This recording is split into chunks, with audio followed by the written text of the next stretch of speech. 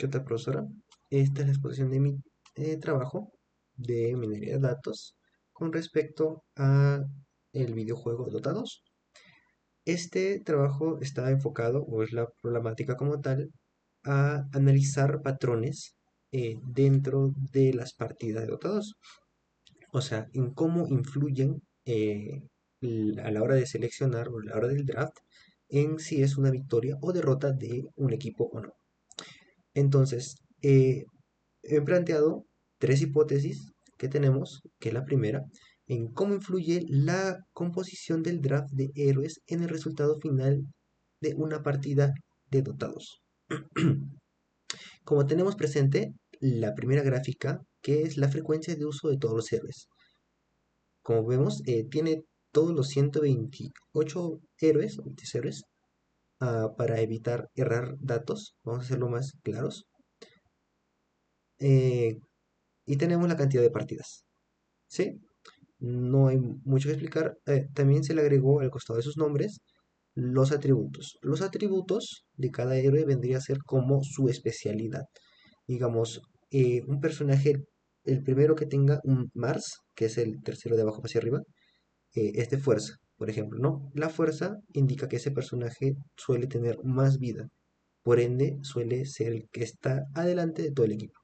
En inteligencia, por ejemplo, es el mago, por así decirlo, que usa hechizos, que puede aportar ayuda a todo el equipo, no solo a sí mismo. Y suele ser un problema de cabeza. Entonces también tenemos la segunda gráfica, que es el win rate según atributos. Agilidad, universal, inteligencia y fuerza. Como vemos, la gráfica no es muy dispersa o no es tan variada, ¿no? El porcentaje que varía no es demasiado, porque eh, en un equipo no pueden haber, como son 5 en cada equipo, los 5 no pueden ser de un solo atributo. ¿Por qué? Porque los demás atributos de agilidad, digamos un ejemplo, un equipo es pura inteligencia. Normalmente las inteligencias suelen tener menos vida, pero suelen ser más fuertes con poderes. Pero tenemos los de fuerza, agilidad y universal, que en algunos casos son counters, o sea, eh, puede contrarrestar esos héroes y ya no podrían hacer mucho. Y la derrota sería muy evidente o sería muy propensa, ¿no? O sea, es lo más probable que pase. Por eso suelen variar entre agilidad universal, fuerza e inteligencia, según cómo el equipo haya practicado o cómo esté compuesta.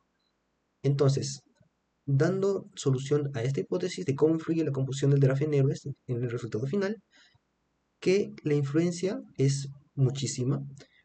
Por ejemplo, si agarramos a los 10 primeros héroes, que son los más piqueados en partidas, suelen ser héroes que se combinen como tal, ¿no? No pueden ser héroes que no tengan sinergia o que no sean buenos entre sí, porque si no la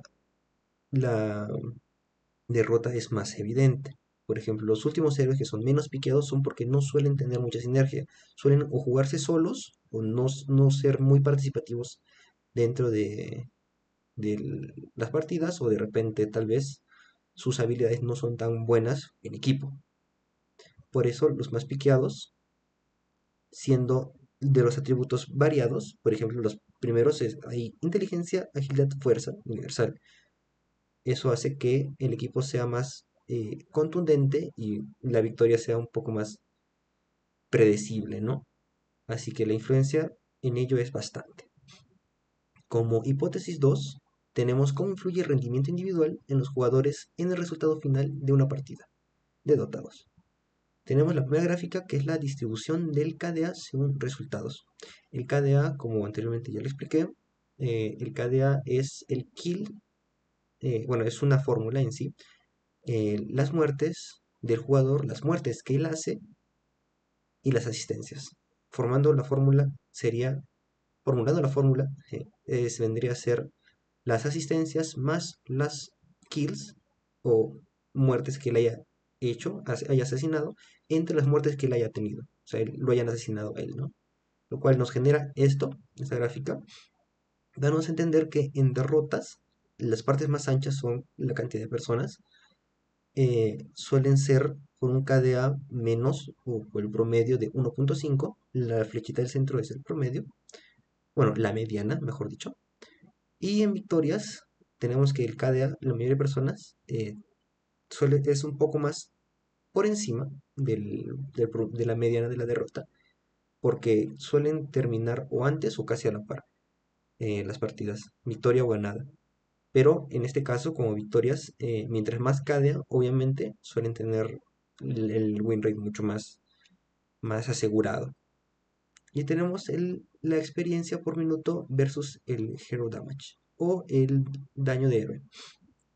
Tenemos que mientras más minutos, mientras más experiencia tenga un personaje o un héroe o un jugador, suele tener más daño, lo cual eso genera que sea esté mejor posicionado en la tabla o mejor posicionado contra los demás héroes de su equipo y en contra, que va a asegurar posiblemente la victoria. Por eso tenemos más lejos también los resultados de victoria, porque mientras más experiencia y mientras más daño, la victoria es más segura. Pero no siempre es así. Como vemos, tenemos algunos puntos de derrota que están cerca, que suelen deberse a errores en la hora de la partida. De repente, digamos, el equipo está muy bien en experiencia, tienen mucho daño, van perfectos, pero digamos, a la hora de querer ya terminar la partida, les remonta el equipo enemigo. ¿Cómo? Habrán dejado de repente que el otro equipo se arme poco a poco o hayan perdido peleas y comiencen a nivelarse. Por ende, la probabilidad de que ambos, cualquiera de los dos pierda, sea más propensa. Por eso tiene más cerca a otro ahí. Entonces, ¿cómo influye el rendimiento individual de los jugadores? Con resultado al final.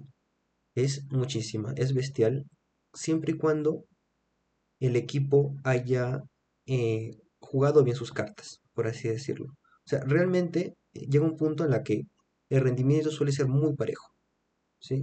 Acá, por ejemplo, el de experiencia con minutos y el daño suelen ser bastante parejos cuando ya la partida se ha alargado demasiado.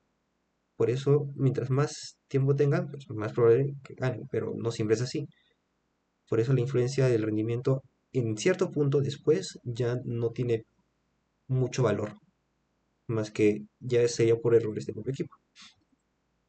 Y tenemos la hipótesis 3. Entonces, ¿cómo influye la distribución de recursos económicos en el resultado de una partida de Dota 2? Tenemos el promedio de oro por minuto según rol. Por el eje Y tenemos el promedio de oro por minuto y abajo tenemos los roles. Anteriormente presenté solo 3 roles, como core o semi-core, semi-core y support. Ahora he agregado un poco más de data a mi dataset que he asignado ahora roles. Bueno, tenía roles ahora, que es el carry iniciador, el nuker, que vendría a ser como otro personaje o un rol que proporcione mucho daño, y el support, que ya lo teníamos. Y como vemos es de manera descendente. El carry siempre va a estar adelante en oro, porque él es el que va a matar a todo el equipo, por así decirlo, y va bajando. Iniciador suele estar adelante de las peleas, suele ganar buen oro, claro, porque él suele estar bien adelante contra todo el equipo. El Nuker suele ser el que hace mayor cantidad de daño, pero suele ser el más buscado. Por eso comienza a morir. Puede comenzar a morir más seguido. Y a veces no tiene mucha vida o no son héroes tanques, por así decirlo, o personajes que tengan mucha vida y pues, suelen eliminarlos primero. Y los supports, que son los que tienen que encargarse de justamente cuidar a ellos, pero no pueden farmear mucho. Lo cual es un poco contradictorio porque si son más importantes, porque tienen menos oro que un héroe que es igual de importante. Por eso, al menos es así nuestra gráfica es en descendente, ¿no? Y tenemos la otra que es la distribución del network. El network suele ser, o es, mejor dicho, el valor neto o el valor total de oro que tiene un personaje, por así decirlo, dentro de una partida. Entonces tenemos que la derrota, mientras mayor densidad tenemos, que el network llega a un punto, como por los 1000, entre los 1000, que se eleva mucho la densidad del network, porque aquí suele pasar que a la hora de continuar la partida suelen haber muchos errores por parte del equipo, así que lo que hace es que los comiencen a cometer errores y el network comienza a bajar bestialmente, ocasionando su inminente derrota. Entonces, ¿qué pasa? Cuando un equipo sí aprovecha su network, sí lo usa en ítems o objetos que aporte dentro del equipo, entonces eso hace que la victoria sea más asegurada, a pesar de que no tenga tanto network. No porque tener tanto dinero u oro signifique que tú vas a tener 100% de la ventaja y vas a ganar. No, si no compras los objetos necesarios, no vas a poder ganar. Entonces, ¿cómo resultaría la solución de esta hipótesis 3? En cómo influye la distribución de recursos económicos. En este caso, la distribución sí es muy esencial, porque, por ejemplo, como tenemos el carry, al tener más oro, necesita sí o sí comprar ítems o objetos que sean de suma relevancia. Si no, su network comienza a bajar. ¿Por qué? Porque de repente el objeto no le sirvió en las peleas y fue un mal gasto de dinero. Por ende, van a comenzar a perder, hasta perder la partida totalmente. A veces se suelen recuperar, es verdad, y pueden seguir adelante, pero no siempre es así. En este caso, no es así. Y eso vendría a ser todo, profesora, con respecto a mis tres hipótesis. Eso sería todo. Bueno.